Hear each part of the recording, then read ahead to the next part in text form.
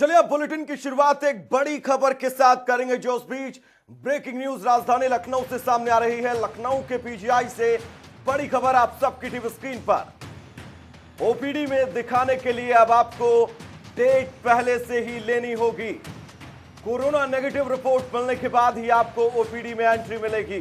तो बड़ी खबर उस बीच पीजीआई से जुड़ी संस्थान प्रशासन ने अब आदेश जारी कर दिए हैं। पहले अगर आपको ओपीडी में एडमिशन करवाना है तो कोरोना की रिपोर्ट आपको दिखाना कंपलसरी होगा। बड़ी खबर राजधानी लखनऊ से। बेहद बड़ी और अहम जानकारी आपको दे रहे हैं लखनऊ के पीजीआई से। और ये फैसला वैभव बेहद अहम हो जाता है जब एसजीपीजीआई के डायरेक्टर और उनकी पत्नी वैक्सीनेशन के बावजूद एक बार फिर से संक्रमित हो गए हैं। उसके बाद उस लिहाज से ये फैसला बेहद अहम। संस्थान प्रशासन ने आदेश जारी कर दिए हैं कि अगर आपकी रिपोर्ट नेगेटिव नहीं है, आपने जांच नहीं कराई है, तो पीजीआई ओपीडी को भूल जाइए। बिल्कुल पूजा, क्योंकि जिस तरह से अब एक बार फिर से कोविड के आंकड़े बढ़ने लगे हैं।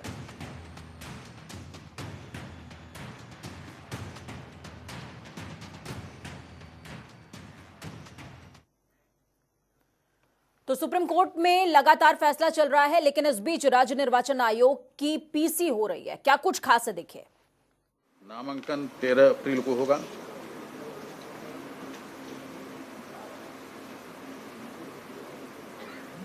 संवेक्षा यानी उसका परीक्षण 16 अप्रैल को किया जाएगा। उम्मीदवारी वापस लेने का दिनांक प्रारंभ किया जाएगा। तृतीय चरण का नामांकन 13 अप्रैल को होगा।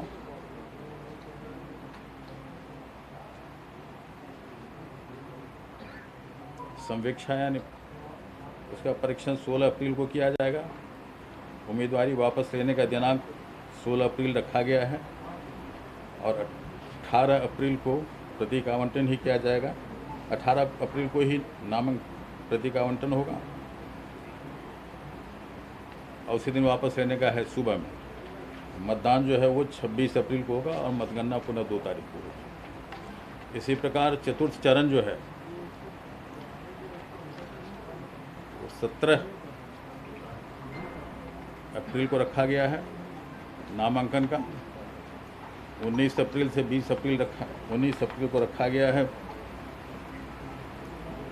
नामांकन पत्रों की समीक्षा 19 से लेकर के 20 तक रखी गई है। 21 अप्रैल को आवंटन की प्रतीक आवंटन है। 21 अप्रैल को है। 29 को मतदान का दिवस है और 2 मई को पुनः मतगणना होगी। तो ये मुख्यतया ये हमारे कार्यक्रम है जो आज से प्रारंभ होकर और मतगणना तक ये पूर्ण हो जाएंगे। तो आपने देखा कि राज्य निर्वाचन आयोग की पीसी हो चुकी है। हालांकि सुप्रीम कोर्ट में मामला अभी भी लंबे चल रहा है। आगे बढ़ेंगे। प्रदेश की राजधानी लखनऊ और नोएडा के बाद वाराणसी और कानपुर में भी कमिश्नर सिस्टम लागू करने को मंजूरी मिल गई है। जी हां, गुरुवार को मुख्यमंत्री योगी की अध्यक्षता में हुई कैबिनेट की बैठक में इस प्रस्ताव को हरी झंडी मिली। यूपी के बड़े शहरों में अपराध और अपराधियों पर नियंत्रण करने के उद्देश्य से सिस्टम का प्रस्ताव बनाकर शासन को भेजा गया था। तो वहीं अब नोएडा और लखनऊ में पुलिस कमिश्नरेट के ही तर्ज पर कानपुर और वाराणसी में भी कमिश्नरेट प्रणाली लागू होगी। वाराणसी के 18 और कानपुर के 34 थानों में पुलिस कमिश्नर सिस्टम लागू होगा। तो बेहद अहम फैसला कल की कैबिनेट बैठक में योगी आदित्यनाथ की तरफ से लिया गया।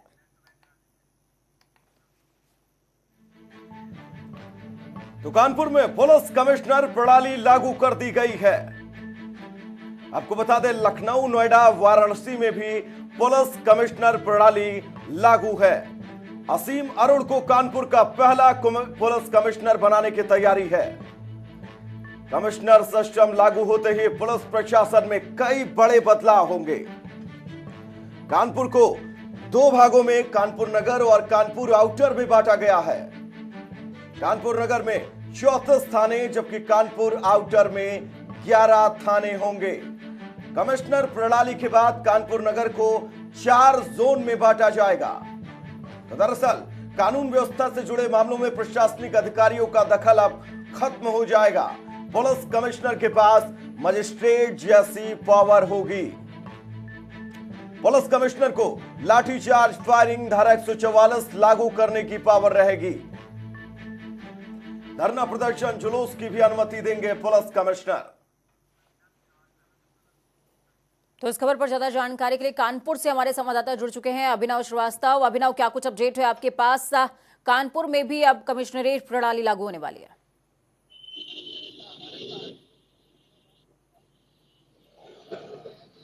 अभिनव, आप तक मेरी आवाज पहुंच पा रही है?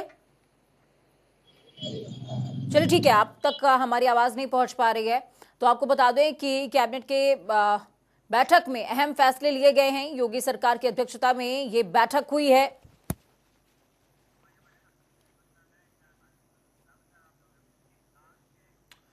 नामी कंपनियों में विज्ञापन में मॉडल बनाने का झांसा देकर फिल्म बनाने वाले निर्माता ने 2 युवतियों के साथ दुष्कर्म की घिनौनी वारदात को अंजाम दिया है।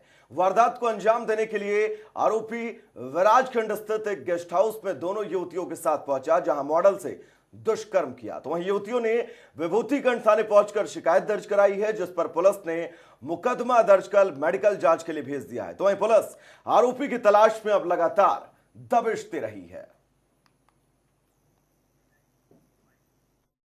उसका पहले शुरुआत में प्रॉपर तरीके से ऑडिशन लिया गया। ऑडिशन लेने के बाद जब पूरा ऑडिशन हो गया, उसके बाद जब जाने के लिए वो उठी तो उसको रोक लिया गया। आज से 1 हफ्ते पहले उस लड़की के साथ भी रेप हुआ। उस समय उसको मारा भी था, बहुत सारी चीज़ें की उसके साथ। फिलहाल FIR दर्ज हो गई है और दोनों लड़कियां PG में रहती हैं, यहाँ पे बाहर की रहने वाली हैं। ये इंस्टाग्राम, सोशल मीडिया और कॉन्टैक्ट नंबर के हिसाब से गलत मतलब अप्रोच करते हैं, उनको बुलाते हैं, उसके बाद ये स्कैम है पूरा, एक तरीके का पूरा प्रॉपर तरीके का स्कैम है। युवती के साथ में रेप की घटना हुई है। तत्काल मौके से पर विभूतिखंड थाना की पुलिस गई।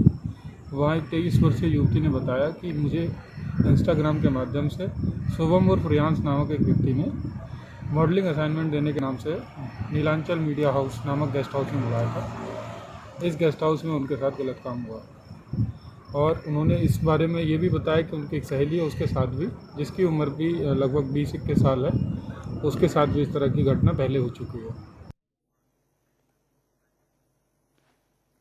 मॉडल को झांसा देकर फंसाया गया लखनऊ के विराजखंड का ये पूरा मामला, जहां पर 2 लड़कियां जो कि PG में रहा करती थी, उनको इसी तरीके से मॉडलिंग असाइनमेंट का झांसा देकर फंसाया गया। दुष्कर्म की वारदात को अंजाम दिया गया है। फिलहाल मामला दर्ज हो चुका है और आगे की कार्रवाई भी सुनिश्चित जाएगी। पूजा, सुना आपने जो शख्स बयान दे रहा था उस पूरे प्रकरण के बाद, उसने साफ तौर पर कहा कि बड़ा स्कैम चल रहा है इस पूरे प्रकरण में। यानी कि लखनऊ के अंदर लड़कियां महफूज नहीं है, ये कहा जा सकता है। राजधानी है प्रदेश की। बिल्कुल, राजधानी है प्रदेश की और मिशन शक्ति और तमाम तरह के दावे होते हैं वैभव। और ऐसे में अगर सोशल मीडिया का इस्तेमाल इस तरीके के स्कैम्स के लिए किया जाएगा, इस तरीके के रैकेट चलाने के लिए किया जाएगा, तो बेहद शर्मनाक बात है और चिंताजनक बात भी है। इस खबर पर ज्यादा जानकारी के लिए अनूप हमारे साथ में जुड़ चुके हैं। अनूप, क्या कुछ अपडेट आपके पास पूरी खबर से संबंधित?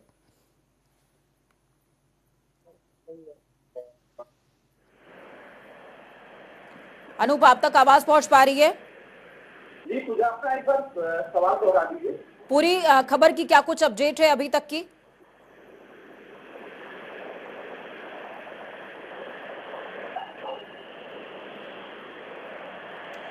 अनूप, सुन पा रहे हैं आप हमें? अनूप, सवाल मैं ये लेना चाहूंगा आपसे। हाँ, अपडेट दीजिएगा अनूप आप। और स्वाभाविक जिस तरीके से उत्तर प्रदेश की राजधानी लखनऊ में कोरोना संक्रमण पूरे उत्तर प्रदेश के साथ साथ लखनऊ में ज्यादा फैला हुआ, हम इस ऐसी गली में खड़े हैं जहां पर इसको सील कर दिया गया है। ठीक है अनूप, बहुत बहुत शुक्रिया हमारे साथ जुड़ने के लिए, अहम जानकारी ग्राउंड जीरो से साझा करने के लिए। तो आपको बता दें कि मॉडल से दुष्कर्म का ये पूरा मामला, जहां पर झांसा देकर युवती के साथ दुष्कर्म किया गया है। उत्तर प्रदेश में पंचायत चुनावों को लेकर पेच फंसा हुआ है। दरअसल इसके पीछे वजह है आरक्षण सूची को लेकर सुप्रीम कोर्ट में दायर की गई याचिका। दिलीप कुमार ने अपनी याचिका में हाईकोर्ट के आदेश को चुनौती दी है। सुप्रीम कोर्ट इस पर सुनवाई करता कि इससे पहले एक और याचिका दाखिल हो गई। इस याचिका में आधार साल को 1995 करने की मांग की गई। तो वहीं इन याचिकाओं पर आज सुनवाई होगी। इस मामले की पूरी सुनवाई मुख्य न्यायाधीश की बेंच करने वाली है। तो वहीं सभी की निगाहें सुप्रीम कोर्ट के सुप्रीम फैसले पर टिकी हुई हैं। हालांकि पंचायत विभाग अपना काम जारी रखे हुए है और उच्च न्यायालय के फैसले के अनुसार अंतिम आरक्षण सूची को तैयार कर लिया गया है।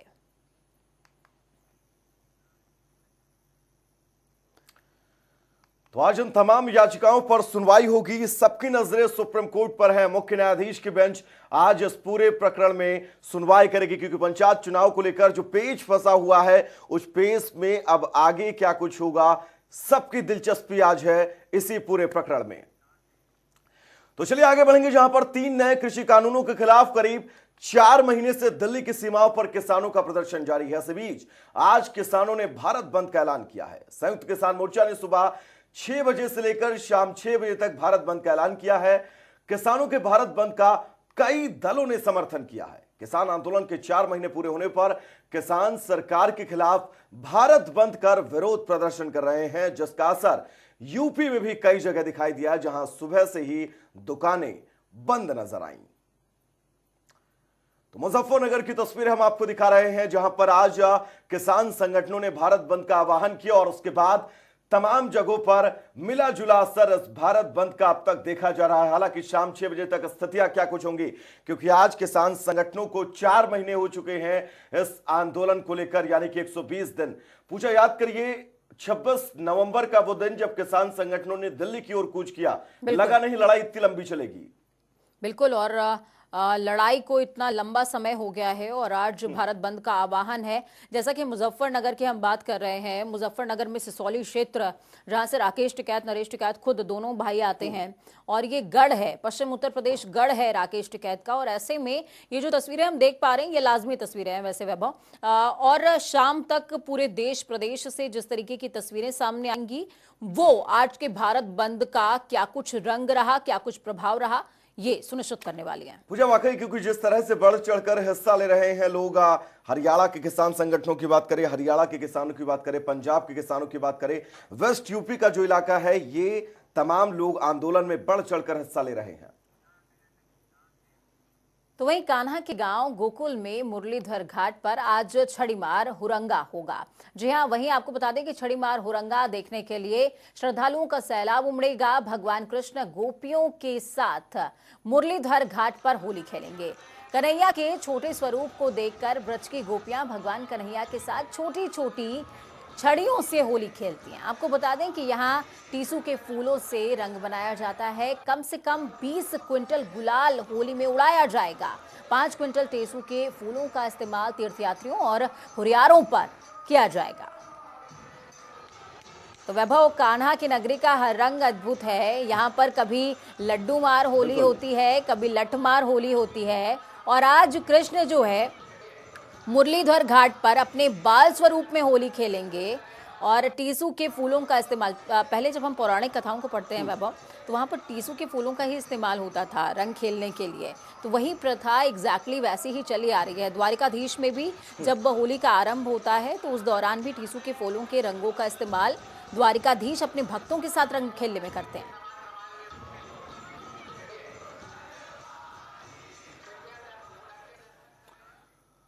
तो पूजा वाकई, जब होली का जिक्र जब भी होता है तो सबसे पहले सबके जहन में जिक्र और तस्वीरें मथुरा की उभरती हैं बनकर। आगे बढ़ के पूछा, जहां पर यूपी में कोरोना वायरस के मामलों ने अब सरकार की टेंशन को बढ़ा दिया है। दरअसल टीकाकरण के लिए बनी 104 हेल्पलाइन नंबर के कार्यालय के 14 लोग कोविड पॉजिटिव पाए गए हैं, जिसके चलते राज्य हेल्पलाइन नंबर के ऑफिस को अगले 48 घंटे के लिए बंद कर दिया गया है। वायरस के बिगड़ते हालात को देखते हुए केजीएमयू, एसजीपीजीआई और लोहिया संस्थान में डॉक्टर और स्टाफ की छुट्टियां रद्द कर दी गई हैं। एसजीपीजीआई के डायरेक्टर डॉक्टर आरके धीमान और उनकी पत्नी कोरोना पॉजिटिव पाई गई हैं, जबकि कुछ दिन पहले ही दोनों ने कोविड की डोज ली थी। बावजूद इसके दोनों कोरोना पॉजिटिव पाए गए हैं। तो बेहद बड़ी और अहम जानकारी इस वक्त की यही है कि कोरोना वायरस की चपेट में पूरा उत्तर प्रदेश है, और इसी को देखते हुए वैभव कंटेनमेंट जोन्स बनाने का काम भी प्रदेश सरकार की तरफ से, महकमे की तरफ से लगातार किया जा रहा है। जहां पर संक्रमित पाए जाएंगे उन क्षेत्रों को कंटेनमेंट जोन में तब्दील किया जाएगा। तो वहीं यूपी की राजधानी लखनऊ में कोरोना ने घरों में कैद करने शुरू कर दिया है लोगों को। जी हां, कोरोना संक्रमितों के चलते कई इलाकों को सील कर दिया गया। यहां तक कि लखनऊ के कई नामी गिरामी स्कूल सीएमएस की महानगर शाखा में कोरोना संक्रमित मरीज मिलने से हड़कंप मचा हुआ है। कोरोना मरीज मिलने के बाद सीएमएस के महानगर शाखा को नगर निगम के स्टाफ ने सील कर दिया।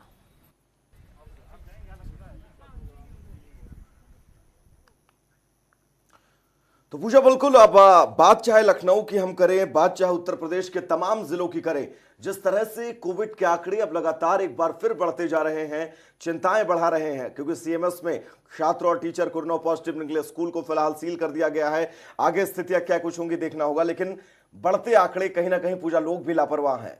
बिल्कुल, आंकड़े डरा रहे हैं और जिस तरीके से राजधानी की स्थिति बनी हुई है वो डराने वाली है। इन तमाम गतिविधियों के बीच लोगों से जनता टीवी की सिर्फ एक ही अपील कि अपना और अपनों का ख्याल रखिए, साथ में नियमों का पालन बेहद ज्यादा जरूरी हो जाता है। वैभव, ऐसे माहौल में जब कोरोना अपना प्रभाव दिखा रहा है तो लोगों को भी एहतियात बरतनी होगी। इस खबर पर ज्यादा जानकारी के लिए अनूप हमारे साथ में जुड़ चुके हैं।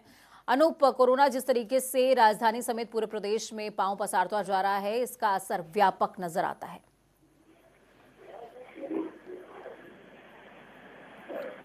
अनूप, आप तक आवाज पहुंच पा रही है?